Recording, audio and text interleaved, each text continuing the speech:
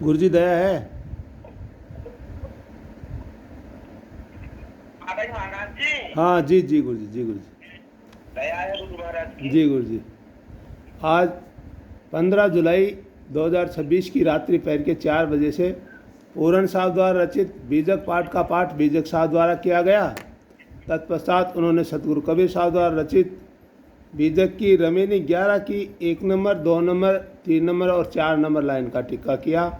इसी क्रम में मैं सतगुरु कबीर साहब द्वारा रचित बीजक की रमेनी 11 की 1 नंबर, 2 नंबर, 3 नंबर और 4 नंबर लाइन का टीका जो पूरन साहब ने किया वो प्लस मैं अपने विवेक से बताने की कोशिश करूँगा। सभी ध्यान से सुने।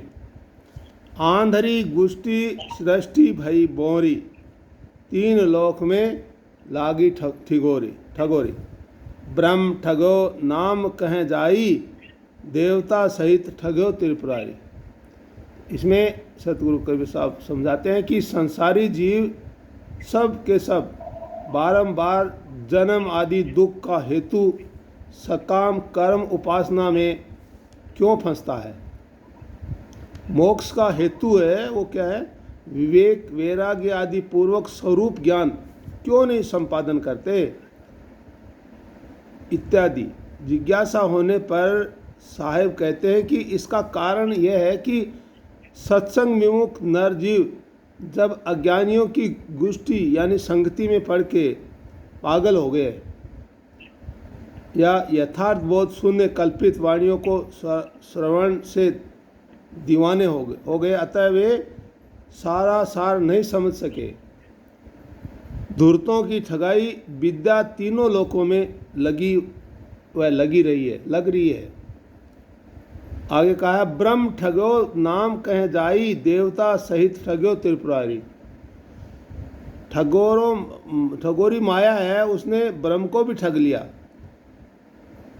उसकी बुद्धि हरण करके और पुत्री के साथ भी व्यभिचार कर्म आदि करवाया और उसी ने नागकुल को भी नाश किया और देवता सहित त्रिपुरारी शिव को भी ठग लिया।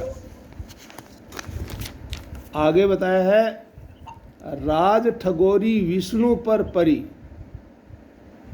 14 भुवन केर चौधरी।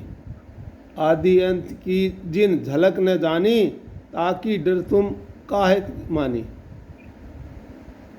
इसमें भी सतगुरु कबीर साहब बताते हैं कि राज्य शासन रूपी माया ने 14 भुवन को के चौधरी विष्णु की बुद्धि भी हर ली, जिससे उन्होंने अनेकों अयोग्य कार्य किए।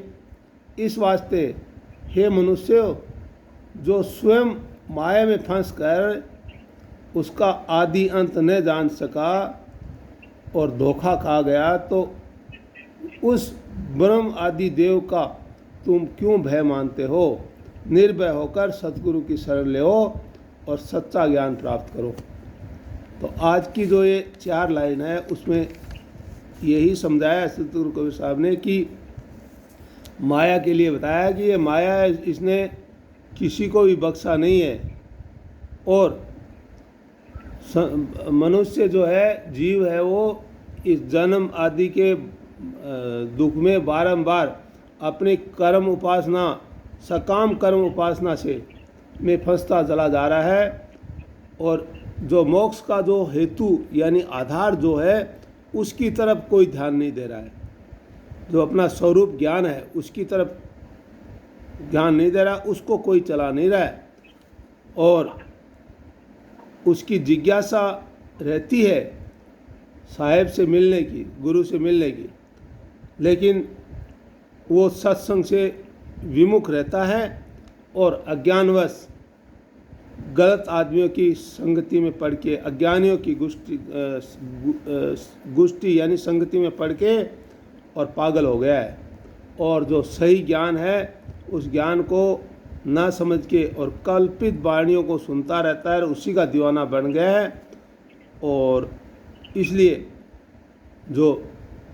ये जो ठगाई माया रूपी ठगाई है ये तीनों लोकों में फैली हुई है। अकेला मनुष्य भी तीनों लोकों में है, तो तीनों लोकों में फैली हुई है, इससे कोई बचा नहीं है। इसमें ब्रह्मा भी ठगा गया है, जिसने माया के चक्कर में पड़ के और अपनी पुत्री के साथ में भी उसने गलत व्यवहार किया, ऐसा शिव जो त्रिपुरारी जो देवता शिव है उसको भी नहीं बख्शा, वो भी ठगा गया। और उसके बाद में आगे बताया कि राजा रूपी जो माया है वो 14 भुवन में भी उसके जो 14 भुवन के जो चौधरी बताया जाता है, जिसको विष्णु को, उसकी भी बुद्धि भ्रष्ट करके और उससे भी उल्टे सीधे काम करवाए, अयोग्य कार्य किए उसने भी। इस वास्ते हे मनुष्यों, जो स्वयं उस माया में फंस गया है और उस माया का अंत और आदि को नहीं जान पाया है, तुम उससे क्यों डरते हो? तुम्हें डरने की जरूरत नहीं है। तुम निर्भय होगे और सतगुरु की शरण में जाओ और सतगुरु ही तुम्हारा बेड़ा पार करेगा, तुम्हें सच्चा ज्ञान देगा, उसी की शरण में जाओ। ऐसे आज की जो 4 लाइन है इसमें सतगुरु कबीर साहब ने समझाने की कोशिश किया है। जी गुरु जी।